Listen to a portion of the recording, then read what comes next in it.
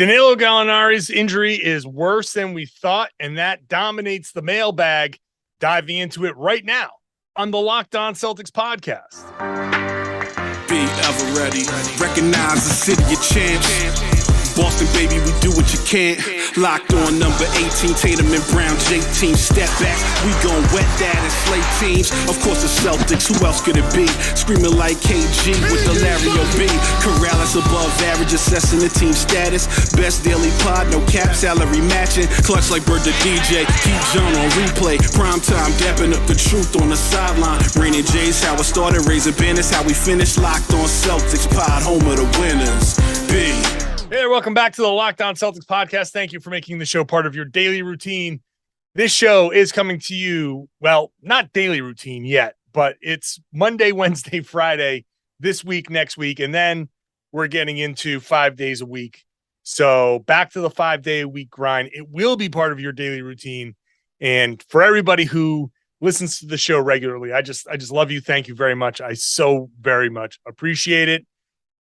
I'm John Karalis. I cover the Celtics for Boston Sports Journal. It's my 16th season covering the Celtics right now. It's a lot. I've also written a book called The Boston Celtics All-Time All-Stars. I'm here for you every day. And on a day like this, Monday, Mailbag Monday during the offseason, lots of questions about the big breaking news over the weekend.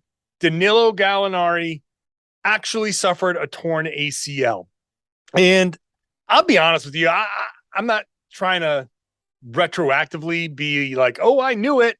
But I knew that a torn meniscus, it just didn't seem right, because if you watch the injury again, Gallo holds the back of his knee. He's holding like the behind the knee, and the meniscus is on the front side. If you look at Robert Williams' injury, he was kind of holding the front and the side of his knee. That's where that's happening. The back of the knee, where it's all soft and everything, that's where the tendons that presents a lot of times as pain back there. So I was shocked when torn meniscus was and very relieved when torn meniscus was the diagnosis. And then this made just a lot more sense. And it's unfortunate that it becomes basically an 8 to 12 month injury, which, I mean, we could do the math. September is number 1, October, November, December, January, February, March, April. April is 8 months. So that's the end of the season. So there's a good chance he's going to miss the entire season. And now you tack on 4 more months on top of that. Obviously, that takes you through the summer. But every month you tack on after that April, you're getting into rounds of the playoffs. So there's a good chance that Gallinari doesn't play for the Celtics this year. There's a good chance for that Gallinari may never play for the Celtics, because I wouldn't be surprised if the Celtics just said, you know what, let's use him as a sort of expiring contract, and not expiring, but you pay somebody to take him off your books, and you just say that this is $6 million that we're going to use as a trade. I can see that happening, and say, hey, he'll rehab over there, and it's a team with cap space, and you give them a second round pick or something, and they'll deal with it themselves. If the Celtics are in a mode where, hey, they need to add to that depth, then I can see something like that happening. So Gallinari being traded, not out of the realm of possibility here. And again, just really, really unfortunate. So with Gallinari, there are a lot of questions. Why don't we just dive into the questions? I'll add to that as the questions come in. So let's just start with Christoph, who says, hey, from NOLA, love New Orleans. Shout out to all of you down there. Does Gallinari's ACL tear make the Celtics eligible to use the disabled player exception? Typically, it's if the player is out for the season. So, and then he says, do you think Brad would try to use it? Here's how the disabled player exception works. If a player is out for the season, you can apply for the disabled player exception. You get half of his salary to spend, no matter what your situation is, really, except being hard capped. You're screwed if you're hard capped. But whatever, the Celtics, they don't have money to spend other than minimums at this point, or to trade. They can trade for a guy on an expiring contract, but they'll get half that money, a little over 3 million, 3.2, whatever the number works out to be, to go out and sign somebody else. So it's more than the minimum. And that gives them a little bit of potential flexibility. Who's that going to be at 3+ million? Not anybody important, not anybody big, but when you look at what Gallinari was going to be for the Celtics, a 7th man, maybe 8th man, then look, for 6th man was going to be Brogdon. 7th man, who's that going to be? Derek White, Grant Williams. 8th man, Derek White, Grant Williams, Danilo Gallinari. So the question is, how much did the Celtics react? We get caught up in he was just signed and they signed him for a reason and they were going to use him. But also at the same time, there were questions about whether he was going to even be playable in the playoffs. So do the Celtics try to use the disabled player exception if they get it? Yeah, I think they try to use it. But then I think they also turn around and try to save some tax money by trading Danilo Gallinari and saying, like, it's somebody with cap space, somebody with an exception that's going to expire. I probably should have looked to see who has what exceptions before I started the podcast, but there are teams out there with $6 and $7 million exceptions, and if one of them says, "Hey, we're under the cap, we're under the tax, we've got money. Hey, if you want to dump him into our exception and we'll give us a pick, we'll take him, and whatever.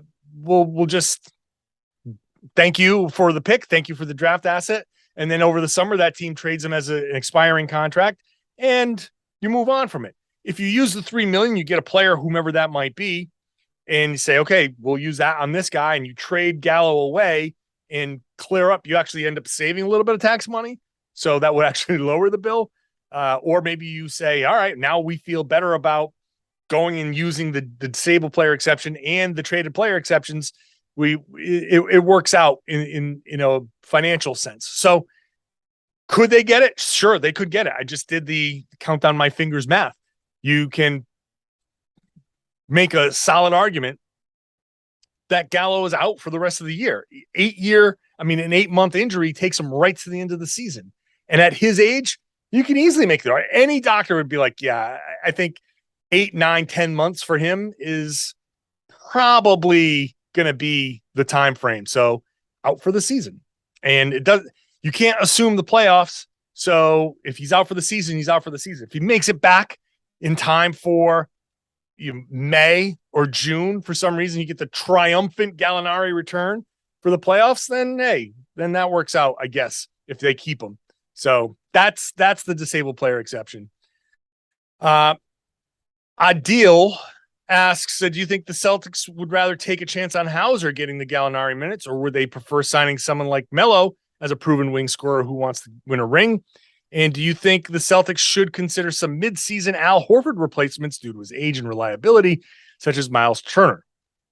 So I think right now, and you see the story written by Adam Himmelsbach of the Globe, basically saying that the Celtics are going to enter the season kind of as is. He's all right. Well, we'll give Sam Hauser a chance. I think if we take a step back and we say that Gallinari was going to be an important part of the team, in a sense that he provided some spacing and maybe time for Al Horford to get a little extra rest. But at the same time, we haven't seen that potential turn into reality. So we don't know how he would have gone. We don't know what the Celtics actually lost. So as of right now, I can see the Celtics saying, yeah, you know what? Let's see if Sam Hauser can pick up that slack. I mean, he's not going to play any worse defense than Gallinari. So and he's got size, not Gallinari size, but he's got some size. Does that allow for Al Horford to get some extra rest? Well, and he's not coming in directly for Al Horford as a direct backup. He's a wing player. Al's a stretch big, but you can go small and add some, shooting there without adding the size. And you hope that the shooting is enough to hold the corner and allow for a guy to drive. And that's what Gallinari was going to do, but Gallo at least added the size. This is what defensively, at least he could have like gotten a hand up and made it difficult. You have to shoot over the top of a guy Gallinari size. That's tough to do. He's a big dude. So, but to answer their question directly, Hauser, I think, will get some time. Noah Vonleh will have a real chance. Hey, maybe Bruno Caboclo makes a run at a roster spot. Maybe they find a little bit of a revelation in Fiondo Cabangeli. There's a lot of potential along the way. I still understand, like, now Carmelo Anthony, I'm bringing myself to believe that it's fine.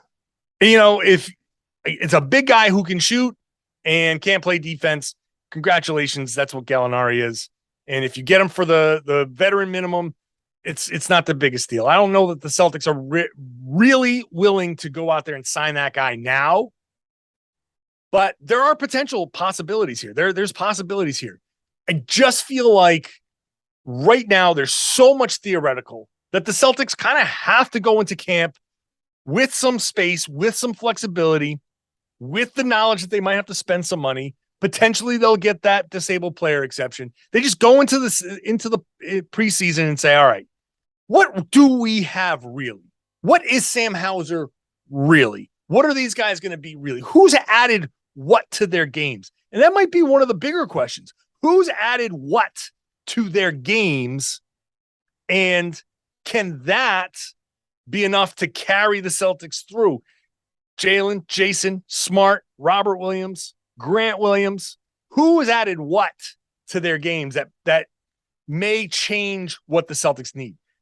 Get through the preseason, get through the first couple of weeks of the regular season, kind of see what you have, get a sense for that, and then you can start tinkering around with is it Carmelo? Is it a big? Is it a guard? What can you do? What do you need? So I know it might seem like wishy-washy, and sports talk radio people will be like, no, you got to yell and scream and point and wag your finger and be like, go get Melo. Like, that's the reality. Is you actually do have to wait and see to see what you have. Because if you spend money on something you don't need, now you got to cut that and you're wasting money.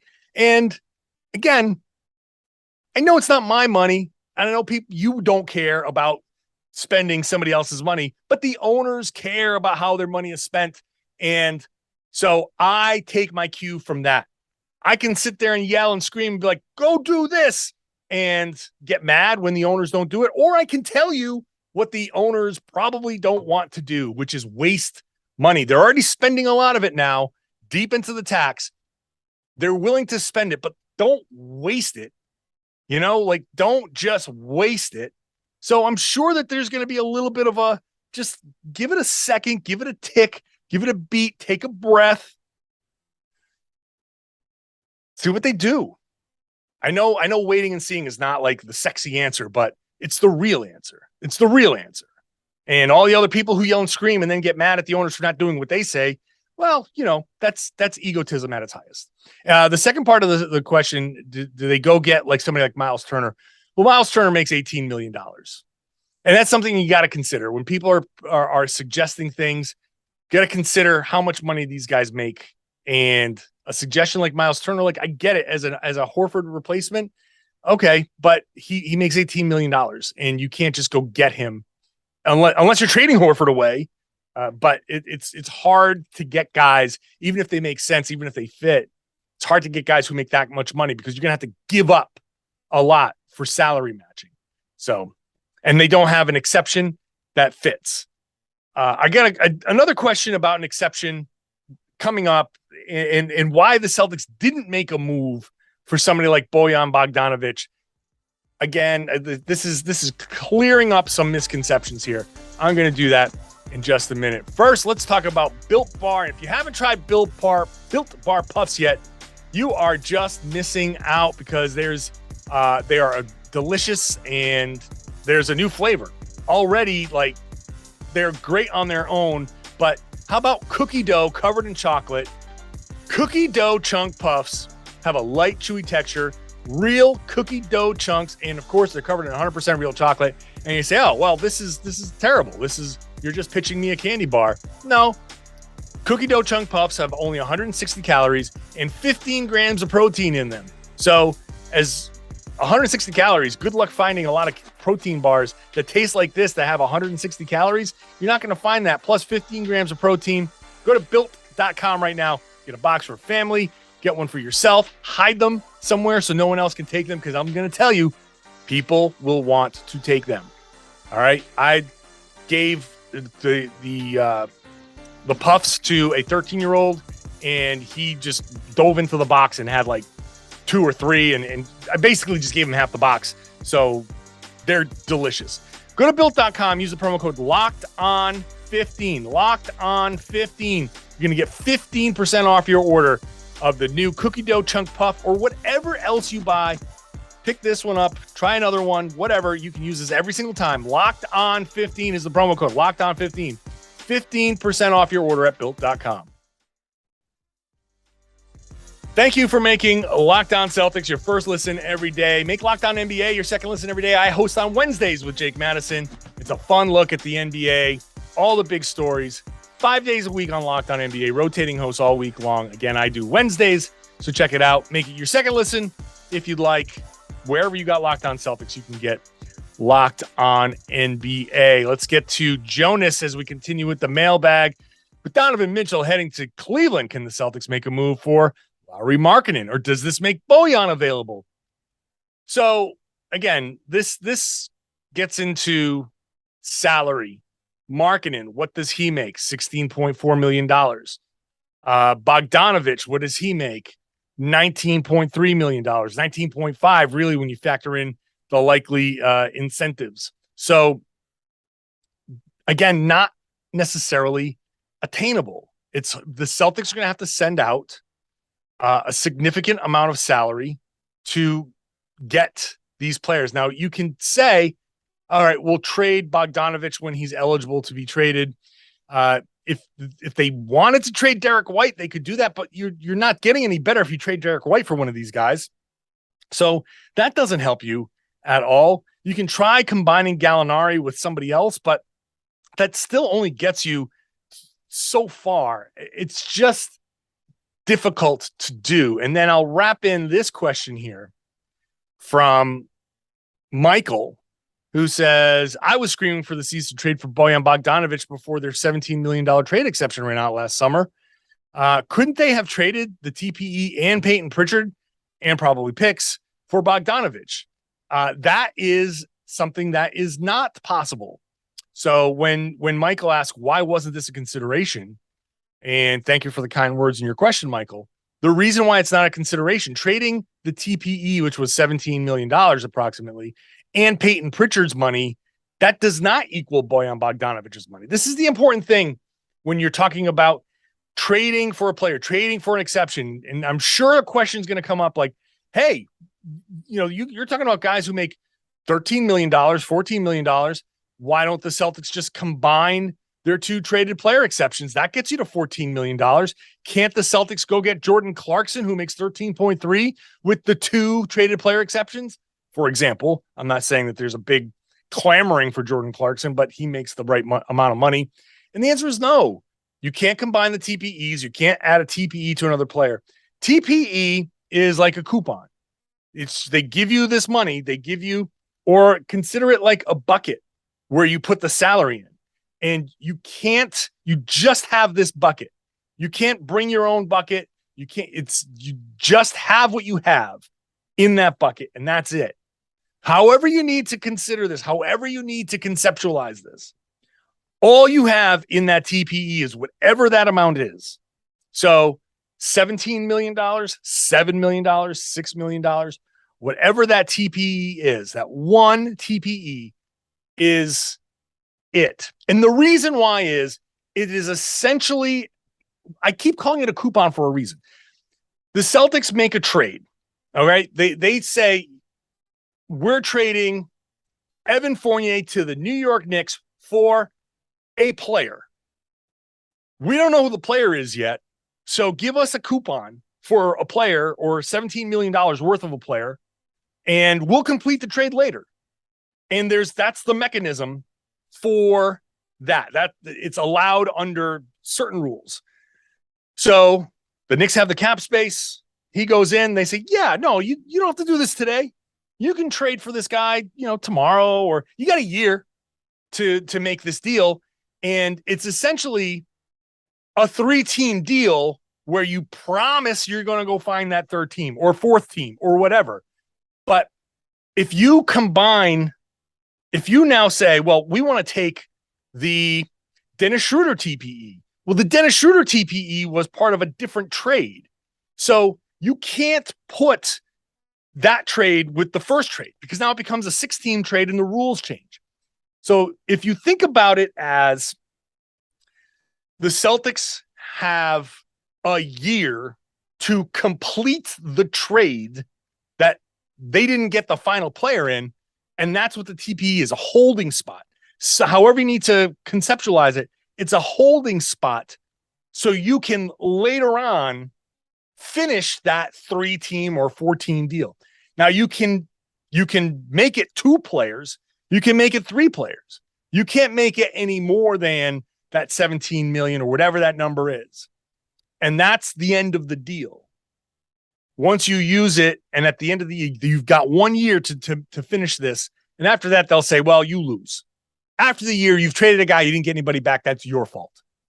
So that's why the TPE, you can't combine it with another player because that player would have had to have been traded back then. Right? You can't do that. So you can't have anything but the TPE. I hope that clarifies that. You can't combine them with anything. You can split it up. You can't combine it. You can't add players. You can't add anything else. And this is why the Celtics are a little bit limited. Noah and Stannis have similar questions. Noah says, is Montrezl Harrell a viable pickup option? Only 2 years removed from a 6-man of the year award. Harry Giles is an option that would play in that spot while less talented. He's a friend of Jayson's. Keeping a star happy is always a plus. Sure, not bad.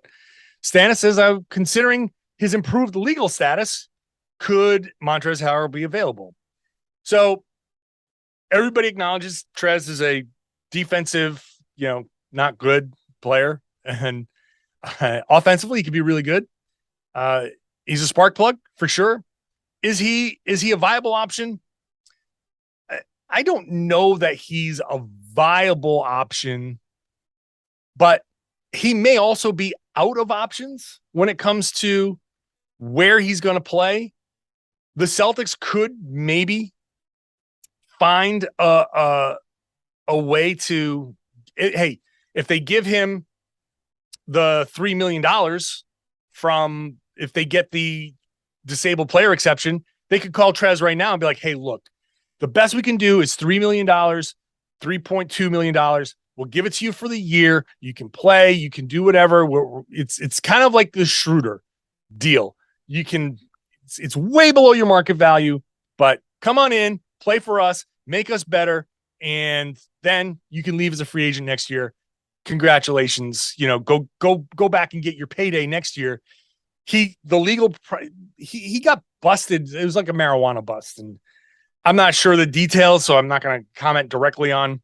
But the charges were reduced. It was whatever. It was a felony marijuana charge. Now it got reduced to a misdemeanor marijuana charge. So he's cleared. No punishment, no nothing. So great. He's done. He's clear. He can play. Not that big of a deal to me. So if the Celtics want to maybe throw him the $3 million, which is more than the minimum, it's I don't know what teams out there might want to give him the mid-level. I don't know what teams have a mid-level left. And if the teams that haven't spent the money, maybe they're just not good enough. And $3 million, a little bit more than $3 million is what he can get from the Celtics. And that might be the best he can get. Then maybe he does a 1-year deal. I'm not ruling it out. I don't think it's going to happen because he's going to want the best possible situation. And if he's not, if he doesn't think that he's going to play, or if he's not fully on board, then I don't know if he would want to be in Boston. But Boston has a chance to win a championship, and if you can win a championship, you can win a ring, then your value grows significantly. So all of a sudden, Montrezl Harrell with a championship would be significantly more valuable than Montrezl Harrell on his own, who's still a decent player. He's just not a good defender, and you have to deal with that. But he can be a scorer and a spark plug off the bench. Depends on what the Celtics want to do. You don't want to go too far off the defensive path, and maybe you can say, hey, buy into the defense here, become a better defender, not a good defender necessarily, but a better defender than you've been. Maybe he's an option, maybe, but there's a lot of ifs with Trez. There's a lot of ifs, and I don't know where the money might be for him on another team or the situation. He might be happy going to a bad team where he can really put up some numbers and be a 20-point per game guy on a bad team and be as selfish as he wants and whatever. If there's a team that might say, hey, we need some extra scoring punch, then maybe he'll want to go get more minutes in a situation like that somewhere else. But there is a case to say, all right, take less and make this bet on yourself that the $3 million this year plus whatever you get next year is still going to be more than whatever you get this year from another team and what you get next year, because of what the Celtics can mean to your status in the league by being good and you being a key player on a good team and potentially a championship team. So Trez, maybe. All right, let's wrap things up. When we come back, some questions, some fun questions, out of the blue questions, a couple more player acquisition questions, a question about LeBron James. It's all coming up in just a second. Thanks again for making Locked On Celtics your first listen every day. Now go to check out the Ultimate Pro Football Preview 2022. Make that your second listen. It's an 8-episode extravaganza to get you ready for the NFL season. The local team experts of the Locked On Podcast Network, plus a betting angle from Lee Sterling of Locked On Bets, all combining into one ultimate NFL preview. Search for Ultimate Pro Football Preview 2022 on your Odyssey app, YouTube, or wherever you get your podcasts. Let's run through the last of these questions. There's so many questions. All of these questions coming into johnkaralis.com/mailbag, johnkaralis.com/mailbag.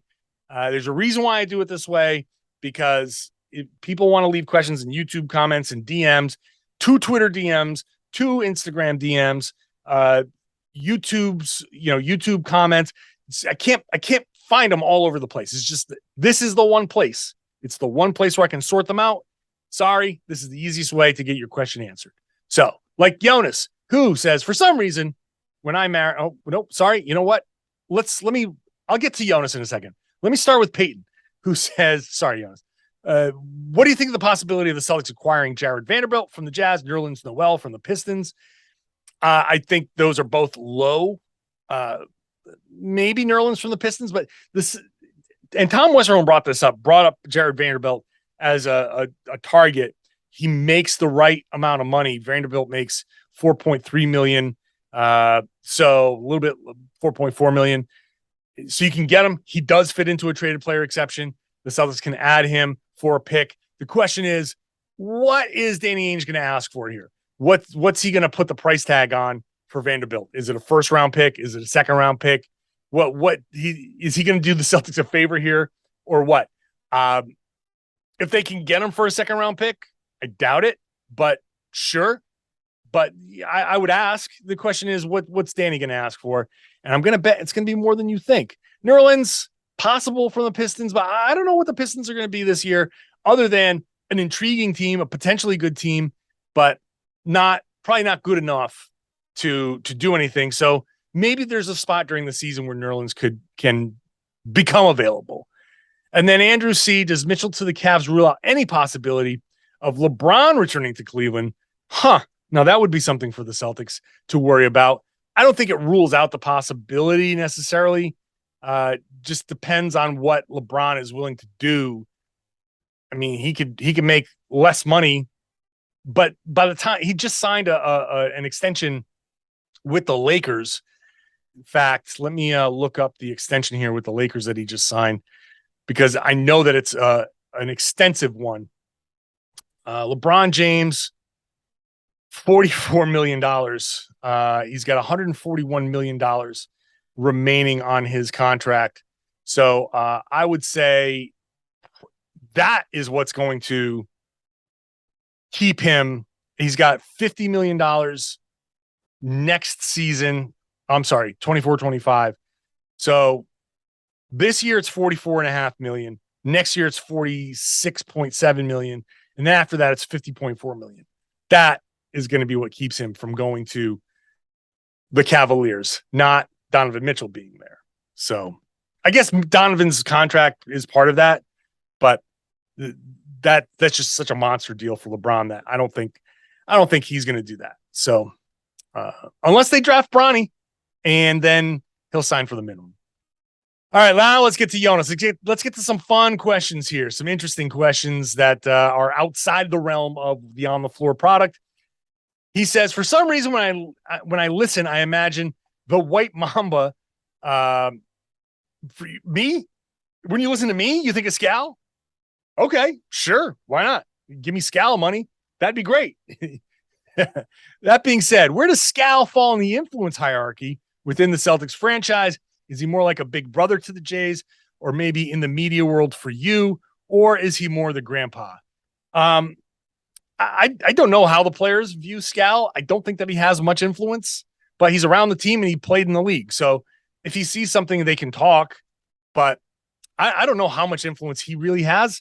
He might have some, he might have none. I'm sorry, I don't know that answer. As far as in the media world, to me, he doesn't have any influence over me necessarily, but we talk a bunch, and Scal and I and other writers will get into discussions. There's been more than one occasion where it's either the post-game media room or pre-game or in the dining area where we'll sit there and we'll just talk either one-on-one or five of us or whatever, and talk about what we think, what do we see, what are we seeing in the game, what do we expect, what should the Celtics do? And we've gotten, sometimes it's Scal saying, no, this is how it should go. And then sometimes we get some good banter back and forth, and it's really fun. I love talking to Scal on that level. Not the media, not the NBC Sports Boston version of Scal, where it's a little bit, ramped up, the volume's turned up, but he's pretty close to that actually. But I enjoy talking to Scal because he obviously sees the game in a way that I can never see the game. He's played in the league, and I feel like I see the game pretty well, and I use my expertise as best I can, but that's, Scal's at a different level. So I always enjoy talking to Scal. That didn't answer your question much, but I enjoy talking to Scal. Chris says, massive Celtics fan from down under. I love this question. It's kind of wild. Here in Australia, our national sport, AFL, the Australian Football League, also known as Aussie Rules Football, there is a recruitment rule known as the father-son rule. This rule allows teams preferential recruiting access to the sons of players who have made a major past contribution to a particular team. This allows historic family names to continue at a club. For example, if Deuce was predicted to go at number 3 whenever his time comes around, and the Celtics had pick 8, the first 7 teams wouldn't be allowed to select Deuce if the Celtics intended on selecting him. That's fascinating to me. And then he asked, do you think this rule could ever translate to the NBA? No, I don't think it could translate to the NBA for a couple of reasons. First of all, that's just, I don't think there's a desire for that to translate to the NBA. I hate to break it to a lot of these kids, but a lot of the sons of great players haven't panned out. They haven't. Who has been, Gary Payton, for example, is a Hall of Famer. His son now has this defensive reputation, and it had a great finals and made an impact. But prior to the year, he was looking to get a job in the Warriors media, the Warriors film room, and be one of their video coordinators, because teams hire players to become video coordinators. It's like a little sneaky backdoor way in. If you're a really good player and you become a video coordinator. Teams use these video coordinators as guys who get run against, like the Celtics use their video coordinators and other coaches to get run against Pritchard and Aaron Nesmith and Luke Cornett and those guys who weren't getting run during the season. So after practices, those guys will get some run in by playing against the end of bench guys. So anyway, point is, I don't think there's a lot of clamoring for that lineage. Second reason is there's no lineage anymore. There's no, when you say the rule allows teams preferential recruiting access to the sons of players who have made major past contribution to a particular team. So, okay, let's say Bronny, it becomes good. And I don't think he's going to be. I think the consensus seems to be that he might be a second round pick or something like that. But let's say that he is a top 5 talent. And who gets to make that claim for Bronny? Does Miami? Does Cleveland? Do the Lakers? He's won championships with each of those teams. So who gets to make that claim? Too complicated with the player movement and hard to say. Yeah, he has the Cleveland connection, but I'm sure Pat Riley would be like, oh no, he won multiple championships down here. So we have a closer connection. He won his first championship with us. That's a major contribution to us, and there's a major contribution to him. So I don't think that rule would ever translate to the NBA, but it is a fantastic rule. I love it. And it reminds me of the territorial picks that the NBA used to have, where the reason why they were able to draft Tommy Heinsohn and Bill Russell and Casey Jones all in the same draft in 1956.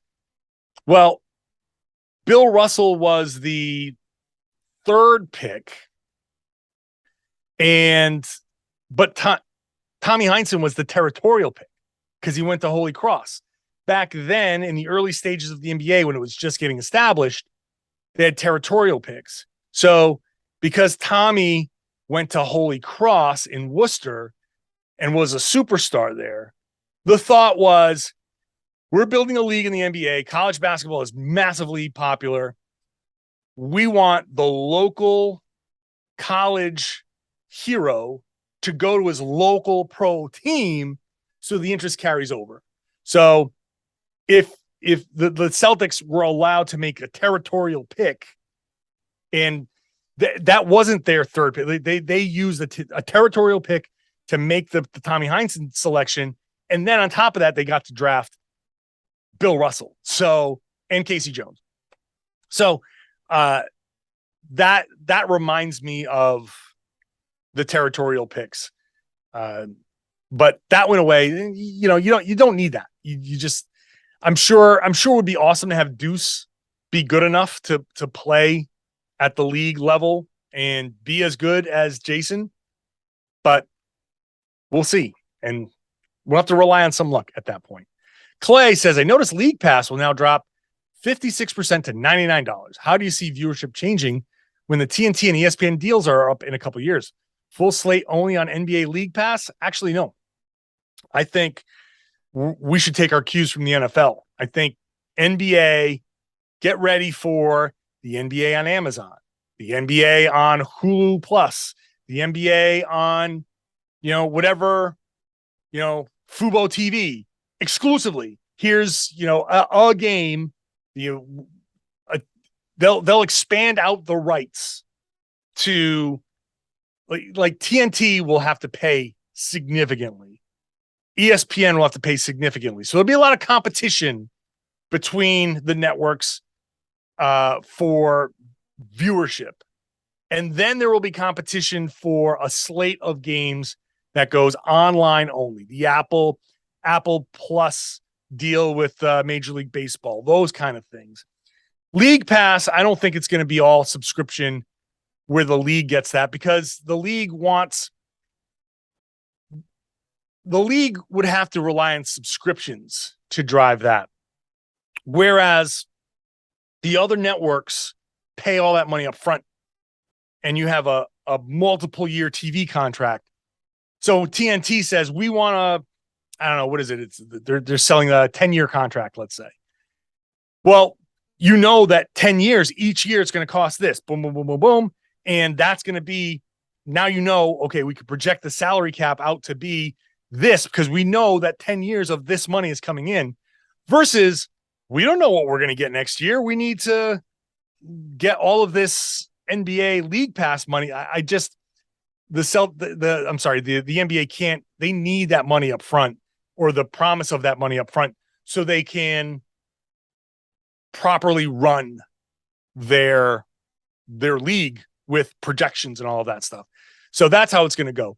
It'll be, instead of shrinking down to only on League Pass, it's going to expand out to everybody. Like everybody's going to get a game. Every streaming service is going to find its way into a game somewhere or try to compete for a game here or there. So, good luck. Good luck watching NBA games. It's going to be interesting. I wonder what lessons the NBA will have learned from the expanded, everybody gets a crack at broadcasting a game.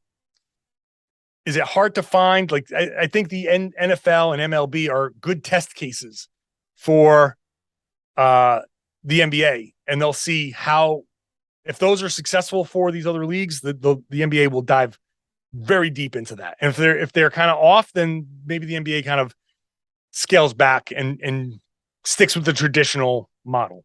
We'll see. Finally, Michaela asks, simple question about my career. How did you begin writing for Boston Sports Journal? Well, first of all, Michaela, thank you for listening and thank you for the interest in learning more about my career. I appreciate that very much. I started out at Mass Live. So my career is a very kind of wild one as far as very non-traditional. I'm one of the generation of bloggers who turned it into a career. And there's a ton of us out there, most notably, Bill Simmons and Zach Lowe and, Kevin O'Connor and, just a ton of us. There's a ton of us out there who started out with team blogs before Twitter and before Twitter killed blogs. And so I did that for a while for my first, when I say 16 years, I mean, a good portion of that is me blogging and covering the team on my own. And so many people did that. That was the beauty of the blog. We weren't the Globe or the Herald or anything like that, but we were putting our coverage out there and people could read it for free and comment. And part of why I was able to get the jobs at, starting at Mass Live was because I was blogging. And because I was blogging, I had a Twitter following. And because I had a Twitter following, I was an instant kind of audience. I brought my own audience. And that's something that these outlets love to have. I show up at first Mass Live and I said, here I am, here's me, here's my expertise and my thoughts. And oh, by the way, I had however many thousand followers on Twitter and whatever. And so when I put something out there, you're going to get a response because I'm one of the, there are plenty of people with a ton more followers than me. And but the audience that I bring with me is enticing. And so I left Mass Live and was focusing on the podcast for a bit. And then I know that Brian Robb, who was at Boston Sports Journal, was hired at Mass Live. So I want to get into the writing and do something a little bit different. And I reached out to Greg Bedard and said, yeah, I'm interested if you're looking for somebody to fill that job. And ultimately I got hired. It's very simple of me. Like, I took the initiative and asked, and I don't know if he would have sought me out or not, but I took the initiative and asked, and it worked out for me. So, but a lot of people ask me for advice about how do I get into the podcasting? How do I get into writing? How do I cover a team? A lot of people have dreams of covering their favorite teams. And I will say, like, I grew up as a Celtics fan. I grew up as a Celtics fan, Pawtucket, Rhode Island. And, it evolves now. I mean, I'm almost 50. So the older you get, the more tempered your fandom, I think, tends to get, although some people, no, they're just as rabid as ever. But not going too crazy at games. Like I go to Connecticut Sun games. I started out today at the Connecticut Sun Chicago Sky game 3 at Mohegan Sun. And, I get up and cheer and all that stuff, but I'm not going like super crazy, like nutty out there. But anyway, not like I used to. So, but as you get to cover a team and all of that, you temper that fandom and it kind of goes away in a way. Like I'm not sitting there rooting for anything to happen. I do want the Celtics to win, but because everything they do is geared towards winning games. And so I want things to go right for the team that I'm covering. And I think any writer covering a certain team, you get to know some of these guys and you know how hard they work. And you say, I'm rooting for them to, succeed, and say, be nice for these guys to succeed. League is full of nice guys who work really hard, and a lot of them deserve to win. And not everybody does. Very few people do. So there's that. But when my day isn't made or ruined by wins and losses, certainly not impacted the way it used to be. I remember after Celtics losses, I just turned off the radio and didn't want to hear anything after, just like you. And, but now I'm like, yeah, keep on winning because, well, I mean, it's good for the podcast. The more they win, the more people want to read and listen about their team. And this is one of the places that they go. But writing about a certain team, covering a team is difficult to get to. I was very lucky and kind of hit a sweet spot there of being able to have a lot of published work on a blog, make a name for myself that way. I didn't have to go to a small market to cover high school, which is the traditional way of doing it. A lot of these guys, Steve Wilpett, Mark Murphy of the Herald, Steve Wilpett, formerly of the Herald, now on heavy.com. So you start out, you cover a high school team and you learn about covering a team that way. And you just keep building.